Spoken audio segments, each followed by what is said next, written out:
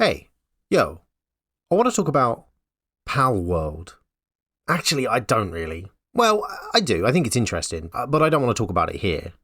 If you're unaware, Palworld is a video game that's become very popular in a short space of time, breaking sales records and peak player counts and that sort of thing.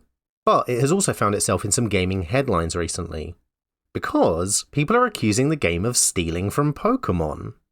Anything from copying the designs to straight up downloading Pokémon character models and then adding them to their own game. And this game has been in development for years. The announced trailer featuring these allegedly stolen Pokémon designs was released 2 years ago, and Nintendo, Game Freak and the Pokémon Company didn't do anything about it. As of time of writing, they still haven't done anything about it. So if Pocket Pair, the developers of Palworld, have stolen Pokémon for their game, well, it looks like they may have gotten away with it. And that gives me an idea. Why don't we steal Pokémon for our game? So no, it's not Palworld that I want to talk about, but instead Pokémon, Magic the Gathering, and theft. My theft specifically. I'm going to steal Pikachu. I'm going to take him, and I'm going to put him into Magic the Gathering. And I'm not talking about making my own Pikachu card like I did with Marvel's Avengers. Oh no. I'm straight up stealing the cards from the Pokémon trading card game and putting them into Magic decks. And I'm not stopping with Pikachu either. No, I'm taking Pokemon's advice. I'm going to catch them all. I already own a bunch of Pokemon cards, so with what I'm planning, I can just put them into my existing decks. Oh no, you can't do that. Well, what are you going to do about it, Nintendo? Because I'm just like Palworld now, baby. You can't stop me. Unless, of course, by the time this video goes live, Nintendo have in fact stopped Palworld, in which case I guess I'm either better than them or I'm next. Am I going to get sued over this? Let me know in the comments. But anyway, what the hell am I talking about? It's Magic the Gathering, but with playable Pokemon cards. I call it Magic the Catchering.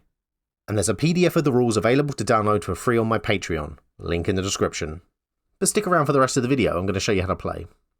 So here we go, it's basically just Magic the Gathering, but with a few new additions. At the start of the game, everything is as you'd expect. You have your battlefield, your library, your graveyard, etc. But after we've shuffled our deck, and before we draw, we have something new already. A new zone on the board called the Prize Zone. We have this because before we draw, we take the top 6 cards of our deck face down and add them to the Prize Zone. These are our prize cards, which revolve around a new way to win the game, in addition to the normal way of an opponent's life total becoming 0.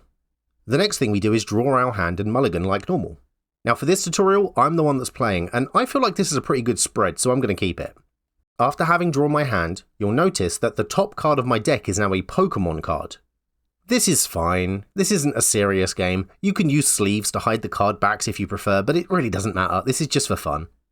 Next up, I play my land for the turn, but also take a look at my hand again because I may want to put a card into our second new zone, the Active Zone. That's the area where we can play Pokémon from our hand, which is good for me as I've stolen this Pikachu. This symbol here means that Pikachu is an electric type, which for our game means he's a white card. I'll explain how that works in a bit. But this is not a mana cost. Pokemon don't have mana costs, all of them are free to cast. And to be clear, you do cast them, they can be countered. So I cast Pikachu to my active zone.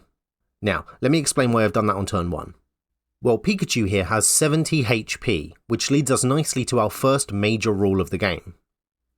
Pokemon need to be decimated. Basically, Pokemon numbers are way higher than Magic, so ignore the 0 on the end. That goes for this attack stat too. It's not 70, it's just 7. But what does that number represent? Well, that's the amount of damage that the attack Volt Tackle does. If you notice, it'll also do 1, decimated, so not 10, damage to itself as well. So it has an attack of 7 and a HP of 7. Does that mean that Pikachu is a 0 mana 7/7? No, because here's our second major rule. Pokemon are not creatures. They do not have power or toughness. Instead, they're more like planeswalkers. When they're dealt damage, you put a damage counter on them for each point of damage they were dealt.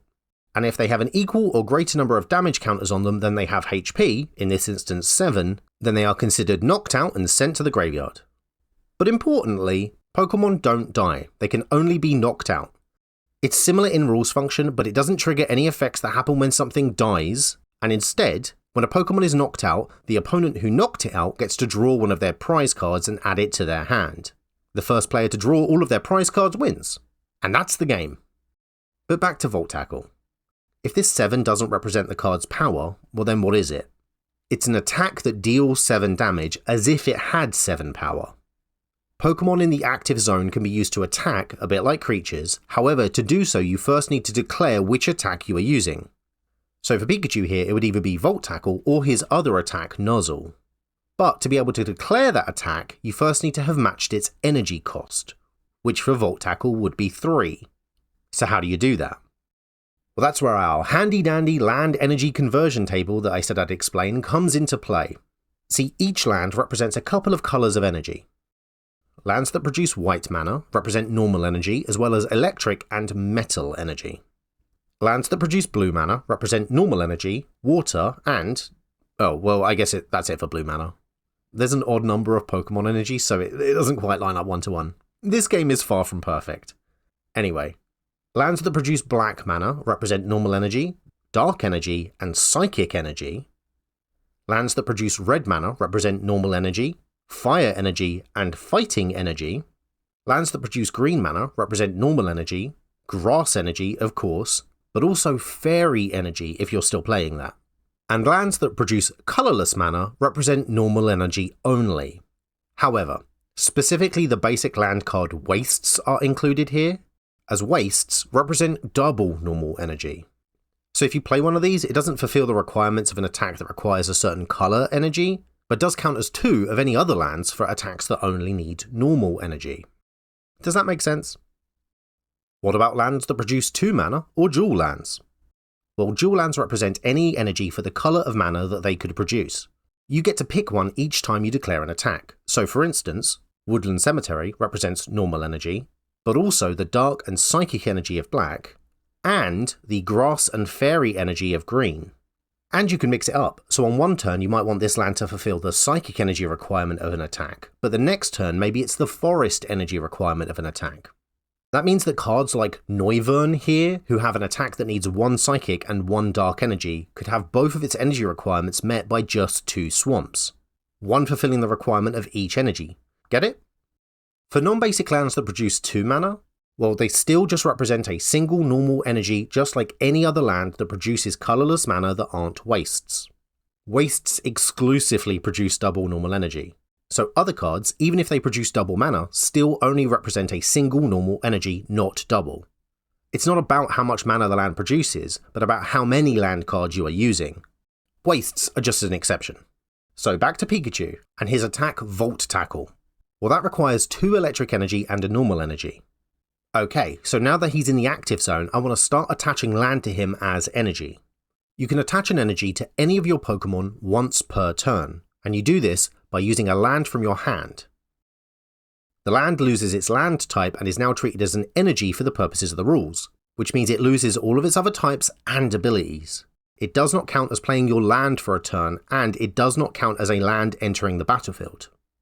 Now, although I do currently meet the energy requirement for Pikachu's attack Nuzzle, I've only just played him this turn and Pokemon can't attack, tap, or be evolved on the first turn that you play them. So I look at my hand. Do I want to do anything else? And you know what? I have this beast. Pikachu and Zekrom. 24 HP and one attack that does 15 damage, and another attack that you can use once per game that does 20 damage. And Pokemon have no mana cost, so even though my opponent will get to draw 3 prize cards if it's knocked out, I decide to play it anyway. However, you can only have 1 active Pokemon at a time, and that is currently Pikachu, which introduces us to our third new zone, the Bench Zone. You can play up to 5 Pokemon here, meaning you can have 6 including the active Pokemon on the table at a time. So that's what I do. And if at any point the active zone becomes empty and you have a Pokemon on the bench, you'll need to choose one and put it into the active zone. I end my turn and it's my opponent's go. They draw a card, they play a land, they make Venusaur V their active Pokemon, play Oddish from their hand to their bench, attach a forest as an energy for their turn to Oddish instead of Venusaur, interesting. They then tap their swamp and play a Gingerbrute. Uh-oh, he's got haste. So they tap him and declare they are attacking my Pikachu. Now if he were attacking me, it would go through, as no Pokemon can block. But he's attacking Pikachu, If I had any other creatures, I'd be able to block, just like you can with Planeswalkers, but I don't, so Gingerbrute deals a point of damage and Pikachu gets a damage counter. Bear in mind, Pokemon aren't creatures and have no power or toughness, and you can't activate a Pokemon's attack when it's not your turn, so no damage is dealt to Gingerbrute in return. Anyway, my opponent ends his turn. I draw my card. It's a Raichu. Very nice. I add it to my hand, but before I play it, I want to make sure that I put a blocker down to protect Pikachu. So I play a land, tap 2 mana, and I play Elite Inquisitor, who's a 2/2 with First Strike, enough to keep that Gingerbrute at bay. Next, I cast my Raichu to evolve Pikachu, which merges them together a bit like Ikoria's Mutate mechanic. So, Raichu gets to keep all of the land that Pikachu had, but also the damage counters. So here's a new rule. On both the battlefield and in exile, Pokemon, their evolutions, and the land attached to them are all considered merged and one permanent. So if you flicker a Pokemon and it goes to exile and then comes back, it is still one thing. In all other zones, your hand, your graveyard, and the deck, etc., all cards attached to a Pokemon are unmerged and separated back out into their individual components. Raichu's attack, Powerful Spark, only requires 1 energy, and does 2 damage for each electric energy, white mana, attached to it. I don't have any more land in my hand, so I just tap him to attack. My opponent's Venusaur is a bit big, and benched Pokemon can't be attacked, so I just swing for my opponent's life total. My opponent's only blocker is tapped, active Pokemon can't block, benched Pokemon can't attack or block, so it comes to combat. He declares no blockers, and bam, Raichu takes him down to 18. I end my turn. My opponent untaps and draws. He plays a forest, taps both of his lands, and then casts Abrupt Decay, which destroys a non-land permanent with a CMC of 3 or less.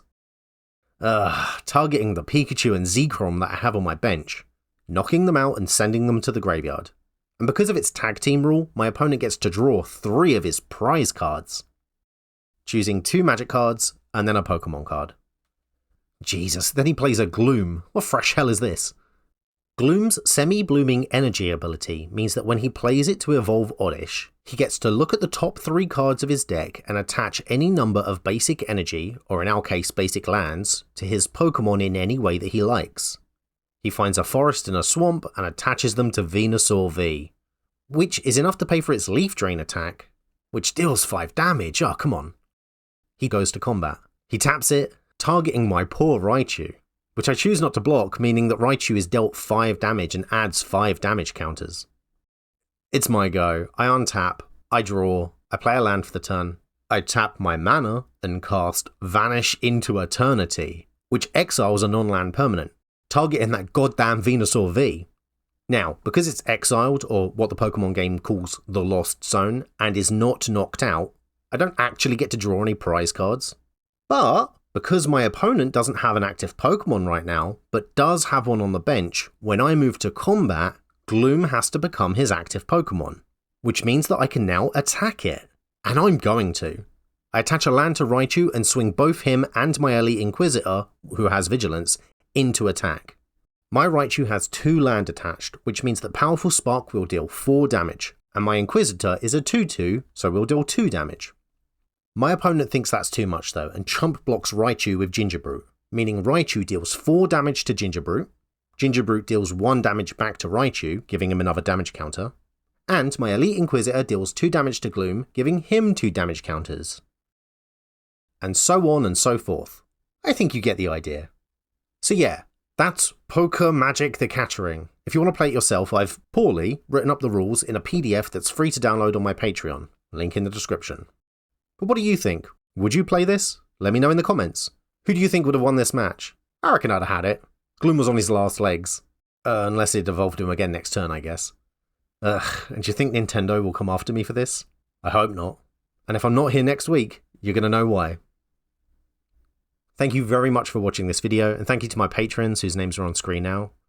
I'd also like to thank the sponsor for this video, me and my Patreon page, where you can get your name credited on screen too. Check out the link in the description below. Hit the like button, leave a comment, install an ad block, most importantly subscribe and share this video with a friend.